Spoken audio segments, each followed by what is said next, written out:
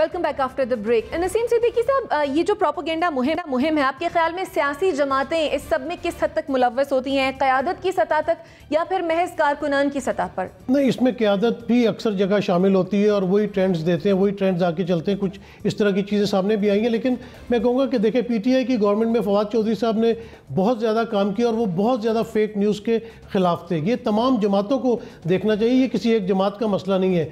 Fake news के ऊपर काम होना चाहिए, क्योंकि आपको पता है कि अगर प्रिंट मीडिया है, वहाँ पे एडिटर्स होते हैं, हमारे इलेक्ट्रॉनिक मीडिया में गेट कीपर्स होते हैं, डायरेक्टर न्यूज़ होते हैं, बड़े ध्यान से जो है खबर को ऑन एयर किया जाता है। लेकिन सोशल मीडिया के ऊपर तो कोई कंट्रोल नहीं है, तो इस कंट्रोल को किसने करना है? IT मिनिस्ट्री ने करना है, जैसे NBC ने कहा, इंफॉर्मेशन मिनिस्ट्री ने कहा है, और PTA का इसमें बहुत अहम रोल है, क्योंकि इस किस्म के ट्रेंड्स अगर मुल्क से चलाए जाते हैं वो तो बहुत ख़तरनाक है और बिल्कुल ऐसा नहीं होना चाहिए। अगर आपका कोई इदारा, सुप्रीम कोर्ट कोई फैसला देता है तो आपको मनोअन उसको तस्लीम करना चाहिए। आपका अपना एक इदारा है, आपकी हक में भी वो फैसले देता है, तो ये नहीं होना चाहिए कि अगर फैसला पसंद नहीं आया तो आप ट्रेंड चलाना शुरू कर दें। और पाक अफवाज जो इस मुल्क की मुहाफ़िज़ है, जिनकी वजह से हम रातों को सुकून से सोते हैं, किस तरह उन्होंने दहशत गर्दी की जंग के ऊपर काबू पाया कि हमारे जितने फ़ौजी हैं रोज़ाना कोई ना कोई अपनी जान का नजराना पेश कर रहा होता है, तो इस तरह की चीज़ों में उनको इन्वॉल्व नहीं करना चाहिए, क्योंकि उससे हमारा दुश्मन बहुत ज़्यादा खुश होता है और वो भी हमारी सफ़ों में शामिल हो जाता है। तो हमें तो बल्कि उनकी सफ़ों की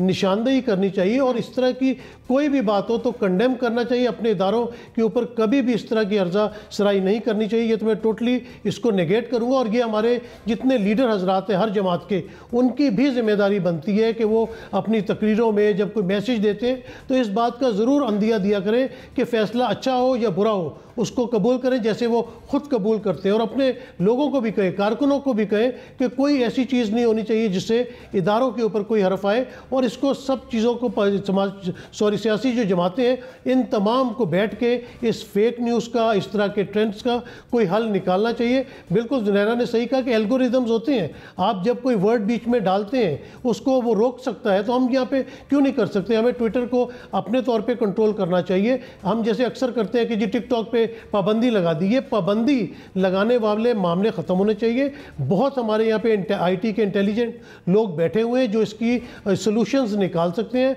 आप एल्गोरिदम्स पे जाएं, आप फेसबुक है, आप ट्विटर है, आप इंस्टा है, आप सबको खुद कंट्रोल करना शुरू करें, क्योंकि ये कंपनीज खुद से तो हमें इतना ज़्यादा बेनिफिट नहीं देंगी और इन चीज़ों का आफ्टर ऑल जो है वो नुकसान पाकिस्तान को होता है, पाकिस्तान का नाम दुनिया में बदनाम होता है। तो इन चीज़ों को कंट्रोल करने के लिए तमाम अपोजिशन जमातों को इकट्ठा बैठना चाहिए हुकूमत के साथ। ठीक। मुजम्मिल सोहरावर्दी साहब, सियासी जमातें जब इस किस्म के नैरेटिव्स बिल्ड करती हैं तो आपके ख्याल में उनको क्यों कंट्रोल नहीं किया जाता? किसी किस्म का कोई कोड ऑफ कंडक्ट क्यों नहीं लगता उनके खिलाफ? देखिए, मैं समझता हूँ इस हवाले से एक नेशनल डायलॉग और सोशल कॉन्ट्रैक्ट होने की ज़रूरत है, जिसमें रियासती इदारे और पॉलिटिकल पार्टीज़ को सबको बैठ के एक आपस में कोड ऑफ कॉन्डक्ट तय करना चाहिए।